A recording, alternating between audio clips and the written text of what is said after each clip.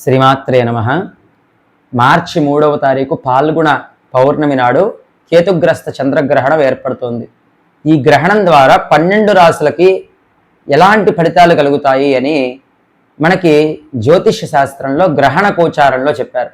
ఈ గ్రహణ గోచారం అనే దాంట్లో మనకి ఎప్పుడైనా సరే గ్రహణం ఏర్పడినప్పుడు మన రాశి నుంచి లెక్క పెడితే ఆ గ్రహణం ఏర్పడినటువంటి రాశి 3వ స్థానం కానీ లేదా 6 కానీ 10 కానీ 11వ స్థానంలో కానీ ఉంటే అలాంటి వారికి గ్రహణం ద్వారా శుభ ఫలితాలు ఏర్పడతాయి అని గ్రహణ గోచారంలో జ్యోతిష శాస్త్రంలో చెప్పారు. అవి ఏంటో మనం తెలుసుకుందాం. మొదటగా ఈ సింహరాశిలో ఏర్పడేటువంటి చంద్రగ్రహణం వల్ల శుభ ఫలితాలను పొందేవారు మిథున రాశి వారు. లెక్క పెడితే మిథునము, కర్కాటకము, సింహము కాబట్టి మిథున రాశి వారికి ఈ సంపూర్ణమైనటువంటి కేతుగ్రస్త చంద్రగ్రహణం వల్ల విశేషమైనటువంటి శుభ ఫలితాలు వస్తాయి. 3వ స్థానం వారికి గ్రహణ స్థానం అవడం వల్ల ఎలాంటి ఫలితాలు వస్తాయి అంటే అనుకున్న పనుల్లో వ్యవహారాలన్నింటిలో కూడా లావాదేవీలన్నీ కూడా పూర్తవడం, అలానే భూమికి సంబంధించిన పనులన్నీ అవ్వడం, అనుకున్నట్లుగా వ్యాపార విషయాల్లో అలానే అన్నదమ్ముల ఆప్యాయతలు పెరగడం, ఇలాంటివన్నీ కూడా పూర్తవుతాయి. భార్యాభర్తల మధ్య మంచి సఖ్యత కూడా ఏర్పడుతుంది. ఇది 3వ స్థానంలో మనకి ఈ గ్రహణం రావడం వల్ల వీరికి వచ్చేటువంటి శుభ పరిణామాలు. ఇక తర్వాత మీనరాశి వారు మీనము, మేషము, వృషభము, మిథునము, కర్కాటకము, సింహము. మీనరాశి నుంచి లెక్క పెట్టినప్పుడు సింహరాశి 6వ రాశి అవుతుంది. కాబట్టి వీరికి కూడా విశేషమైన శుభ ఫలితాలు వస్తాయి. ఉద్యోగ విషయాల్లో కానివ్వండి, ఇక తర్వాత అప్పులు బాగా ఉన్నటువంటి వాళ్ళు ఎవరైనా ఉంటే మీనరాశిలో వాళ్ళందరి అప్పులన్నీ కూడా తీరిపోయే అవకాశం ఉంటుంది. ఇక ఈ మీనరాశిలో ఉన్న వారికి 6వ స్థానం విశేషించి అప్పులకి, ఆరోగ్యానికి సంబంధించింది.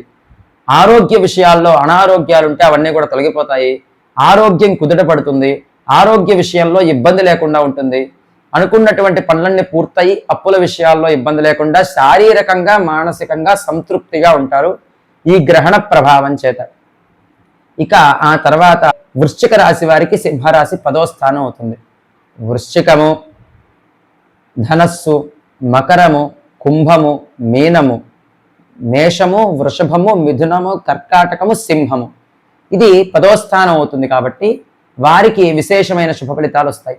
ఎలాంటి వాటిల్లో శుభ ఫలితాలు వస్తాయి అంటే 10వ స్థానం విశేషంగా ఉద్యోగానికి సంబంధించింది. ఉద్యోగం రాకుండా ఎవరైనా బాధపడితే ఆ ఉద్యోగాలు వస్తాయి. ఉద్యోగంలో ప్రమోషన్లు కావాలనుకున్న వాళ్ళకి అవి లభిస్తాయి. అలానే ఈ వృశ్చిక రాశి వాళ్ళకి విశేషించి వివాహానికి సంబంధించి ఏమన్నా ఆటంకాలుంటే అవన్నీ కూడా తొలగిపోతాయి. అలానే భార్యాభర్తల మధ్య అన్యోన్యమైన సఖ్యత ఏర్పడుతుంది వృశ్చిక రాశిలో ఏర్పడేటువంటి ఈ చంద్రగ్రహణం ద్వారా. ఇక తర్వాత 11వ స్థానం ఏంటి? 11వ స్థానం అంటే తులారాశి వాళ్ళు.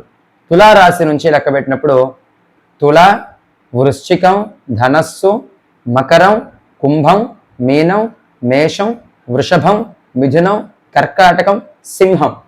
అట్లా 11వ రాశి అవుతుంది వారి రాశి నుంచి కూడా.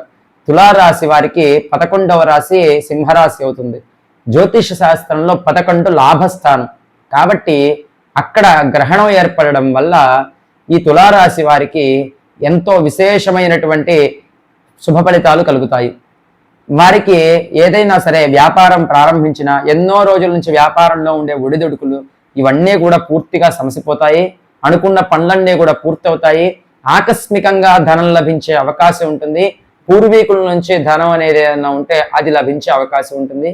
ఈ విధంగా ఈ తులారాశి వారికి ఇలాంటి శుభ ఫలితాలన్నీ కూడా కలుగుతాయి.